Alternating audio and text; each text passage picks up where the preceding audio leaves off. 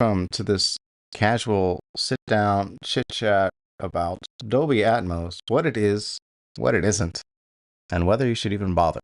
Um, I have a little bit of experience with this. I have a personal release on the Jakey Wakey artist page in Atmos, and then I also have mixed Atmos mixes for other people, and also I think people are confused because Dolby has such a strong name. It's the branding of Dolby is very strong, and you associate Dolby with high quality audio. So some people have reached out to me in my. Uh, I started for a limited time. I started putting gigs up on Fiverr to mix in Atmos, and people have been reaching out and saying, uh, "Hey, can you just put the Atmos effect, my mix on the Atmos effect?" And yes, technically I can, and I'll show you actually. If you stay tuned, I'll show you how to do this basically for free. But um, I'm not sure that the advantage outweighs the con of this. So they said, "Can you put my mix in Atmos?" And it's just a stereo mix, or it's a stereo mix with their vocals. And technically, I can take their music and put it into what's called an Atmos music bed. Now, what makes Atmos different than every other uh, audio? Man, I had the word for this before I started. Of course, you go live and you forget words and things. Every file format, every audio file format is like very specific and is used for one thing. So, like you could have a mono file format, which is theoretically goes through one speaker or the same information in two speakers. A stereo file format, which goes in two speakers. Then you can start getting into surround sound 5.1, which is like, speakers in your home theater. And then you can have more speakers like 7.1.4 or even up to like 9.1.4. And these are speakers all over like a movie theater. And um, traditionally, you would have to mix each version separately. And what makes the Atmos file format unique is that it's one mix. It's one mix and it goes to all.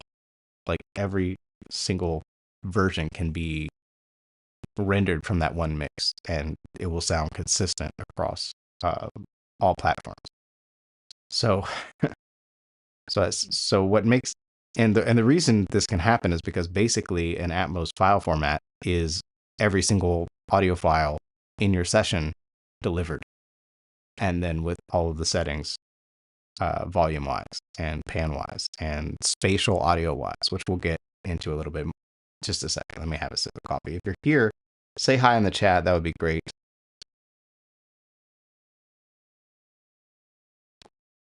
Okay.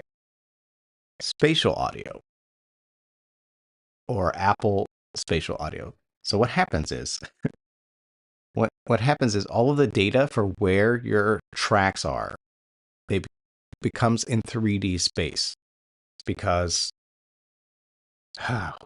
because when you're in surround and you have information going to all these different speakers, when you sum that down to stereo, it becomes you have the option for it to become binaural, which means like your hearing is simulated in a room, like an ideal listening room for like a theater, if you will, for listening. So basically, when listening to an Apple Spatial Mix or a Dolby Atmos mix in headphones, you're listening to a binaural spatial mix of your mix going through speakers in an ideal room. There, that's the gist of it. On top of that, there are special effects that can occur where you can send a track and have it whiz what it sounds like flying in 3D around your room. So they use this psychoacoustic trickery to tell your ear where those already predetermined speakers are in Atmos, in that listening environment, but in your headphones in binaural that are simulated in like an ideal mix room. And to make these 3D objects fly around, they're using the same technology, but these are called, for whatever reason, they decided to make this separate, and these are called objects. So this is the advantage um, of mixing your whole mix in Atmos, so that you can have this three-dimensional things literally sounding like they're flying out of your speakers and going around your room, going around your head. Um, this can only be achieved this way. Well, there are other ways to do this, but this is the main way to do it that most people will listen on. So once this has been integrated into your Atmos mix and translated to something like Apple Spatial Audio, like will incorporate the head tracking and everything. So if you have the new AirPods or headphones, you turn your head, it helps to determine where the music is in the space and where you are located listening to music. And that's a whole other can of worms and could cause complications, which is partially why but Apple Spatial Audio tends to sound different, because it uses its own algorithm for the room and the speakers. So, and for determining where objects are.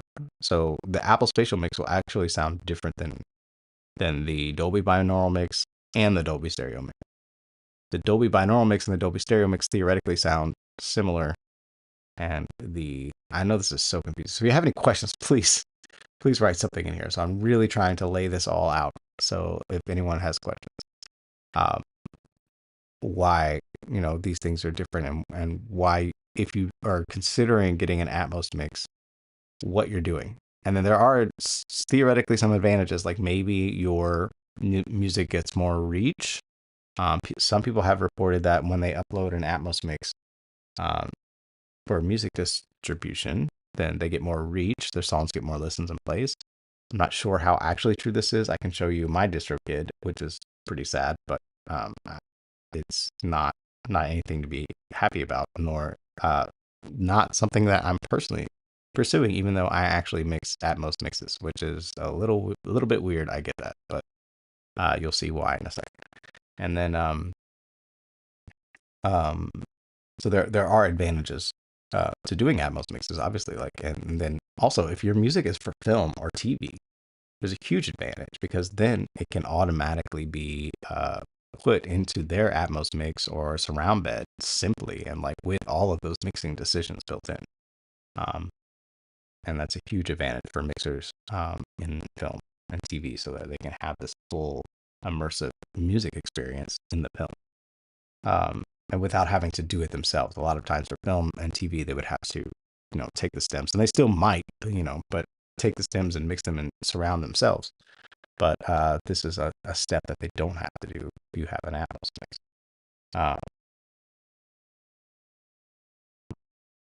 Okay. So the cons are, it costs money, extra money, to have someone mix an Atmos than it normally would.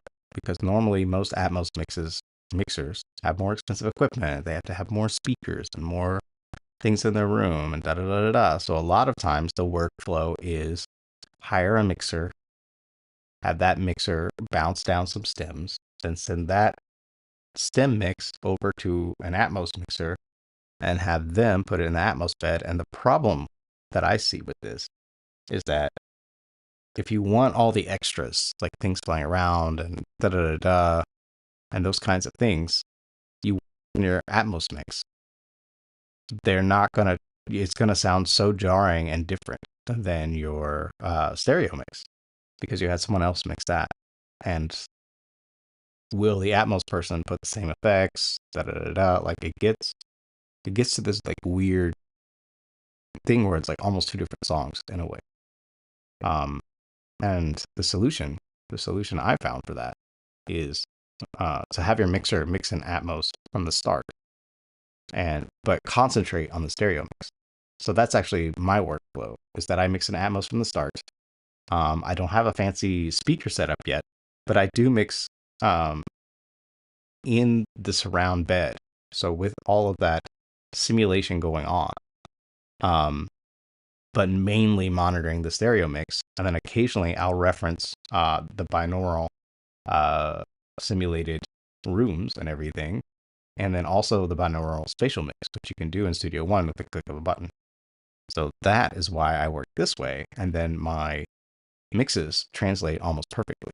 Like the difference between the stereo mix and the Dolby Atmos mix is like almost nothing. I mean, there are differences. I mean, you hear the space kind of open up, but essentially the translation is going to be there. It's going to be 100%. So that is what I think is the best workflow as far as like having them sound consistent. Most Atmos engineers are not going to do this because they're getting paid extra money to have all that kind of stuff, and you have to pay them extra to mix the song from scratch. So, yeah, I mean, and it makes sense, right? It makes sense because you're specializing in that spatial thing. But this technology is becoming more affordable. More people have access to it. It's not like it used to be. And I think this workflow for me is faster. And that's actually why I offer this. Like for a very short, limited time, I'm offering this in a Fiverr gig for you. So if you want your song mixed by me for some reason, this is a bad sales pitch, but if you want your song mixed by me, there's a link in the description to book my Fiverr gig. And you can see the difference between the plans. And if you just want Atmos for Atmos' sake, to say that you're mixed in Atmos, you can take a stereo file, I'll take it for you, and stick it into the bed. But hopefully you can see from what I've described so far that just having a stereo file in an Atmos bed doesn't actually make it better. It actually makes it sound just maybe a little roomier, if anything. Like it doesn't really add any dimensionality to it. It's like taking it's just like I don't know how to describe. Like it's just taking a flat thing, like a piece of paper, and putting it into like a 3D renderer or something. So you just have like a flat plane inside of a 3D space, but it's not really 3D itself, if that makes any sense. So that's kind of what happens if you just do this. And I don't know, some people, and this may be okay for you. Like maybe your mix is like really good and you just want to say Dolby Atmos and you want to see if you get extra views or listens from having a Dolby Atmos mix. But I think the advantage of the Dolby Atmos mix is having things actually fly around or be in different spaces or like come from behind you or, move a little bit. Maybe not too much and, just occasionally. And I really am pretty sparse with this type of mixing in Atmos. But usually there's like one instrument or like one set of vocals or one like vocal line or something that can move and just have that interest in Atmos. Everything else tends to sit in the bed and in different locations and just give you that larger sense of space. So that's my philosophy with Atmos and Atmos mixing. I know other people's will be like totally different. But before Atmos came around, the reason I've developed this way of thinking about it is before it even came around, there was something, I can't even remember the thing of it. There's another spatial audio binaural, what is that thing called? Oh my gosh. I'll look it up really quick.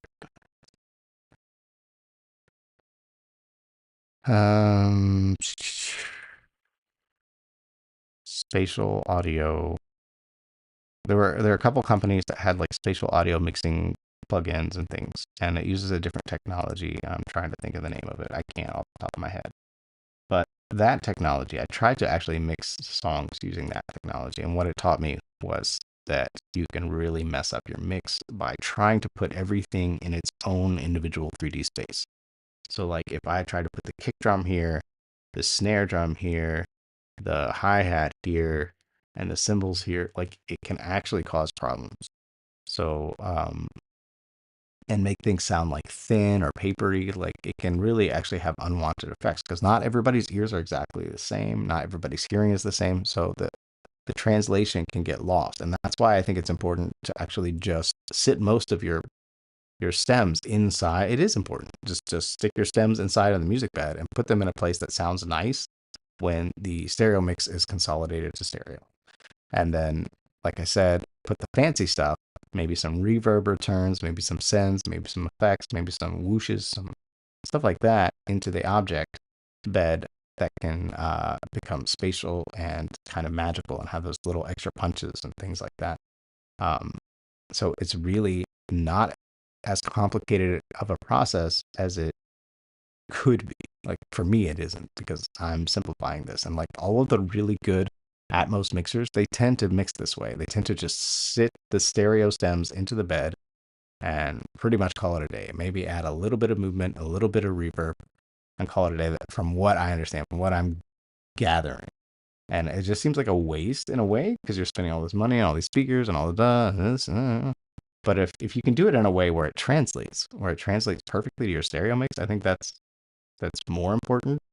Which is also why maybe you don't even want to do an Atmos mix because your stereo mix is what I think is most important. Most people listen in earbuds, and not everybody likes the spatial audio thing. Not everybody's ears work for that. The level is lower. Like, there's those kinds of things. Like, and this is why I like when I deliver the Atmos mix to people, I still make a stereo mix and then master it, like so that they get something that maybe their ears are more used to hearing. Because an Atmos mix, for whatever reason, Apple Spatial Audio and other distribution services, or not distribution, but the music listening services, DSPs,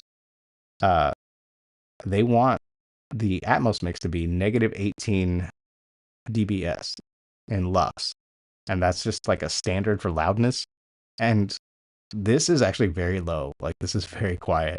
And as we know, like, the loudness wars have been going on for years, like, and which means like the louder the better. Like, the human ear just perceives louder music as being better. And this is also brings me back a little bit more to my Atmos mixing philosophy. So since I cannot master on the stereo bus in Atmos, I try to optimize every sound to be dense and rich and loud and almost mastered, if you will. It's like every individual sound that is going into the bed is has a lot of like just optimizing types of effects, like mastering effects, if you will, on them, so that when it's rendered to stereo, you have this like still dense competitive mix that can sit against other mixers' mixes. And so, yeah, I guess that's that. I don't know if I'm gonna let me show you, I guess, real quick. Yeah, because it doesn't matter for me. I mean, I have so few listeners on Spotify. It didn't seem to matter. Like, uh, um, oh, that's the Discord. Why is it showing the Discord? Why would okay, just 1 second. Is this the Discord too? All right. Anyway, that's the Discord link chat. Why can't I open this up?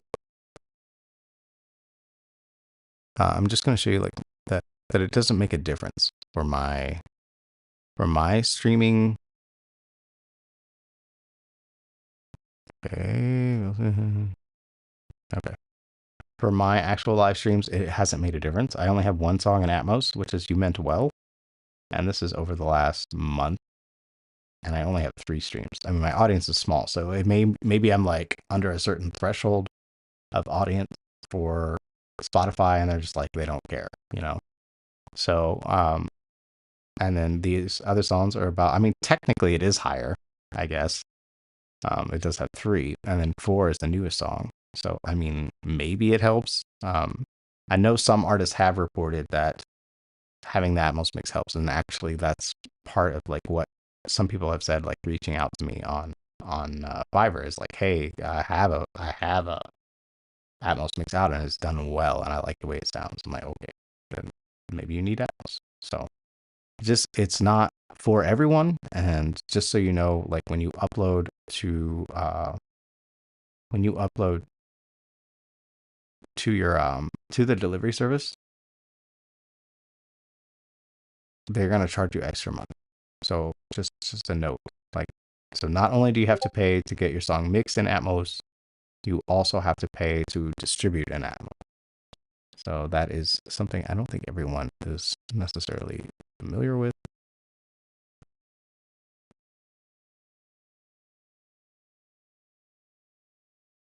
I think I might just I got started a little late today. I couldn't sleep last night. I was like up editing videos on my other channel because I was like, you know what? I've kind of come a ways. Like all this live streaming is really like I'm not perfect by any means, obviously, but like it's really helps me to get a little bit better at presenting and talking and chatting.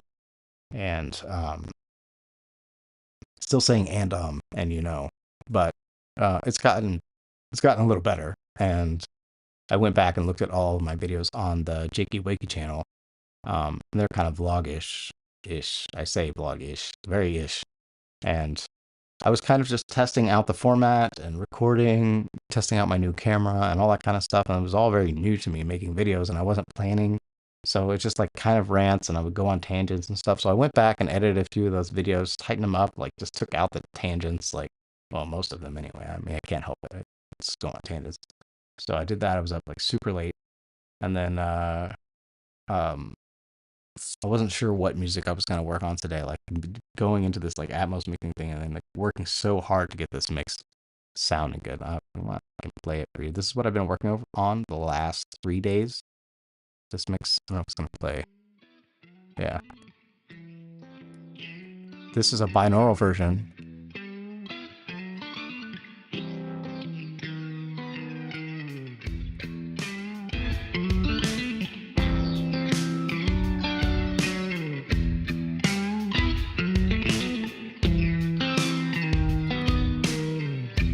I want to hear you play your guitar. I want to hear you sing. What a feeling it brings. Goods of your heart overflowing. Feel more east to feel more west. It's understood. You're the best of the rest. You brought us love from the cosmos. The vision was very clear. Standing next to the fire, all the while you were here. We felt the manic depression together as we wept. You made us all experienced before you left. Your guitar with a new fire on the run like a machine gun. I can still see the purple haze. I can still feel your soul. Jimmy, can I hear ya? Jimmy, can I hear ya? Jimmy, can I hear ya? Jimmy, let me hear you.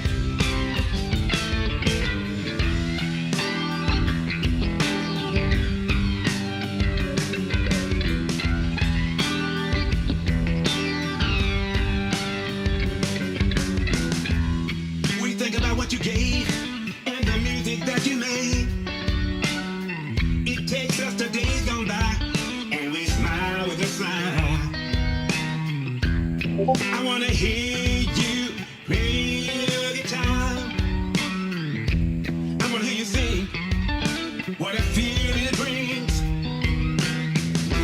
Your guitar, well, I'm near far. On the run, like a machine gun.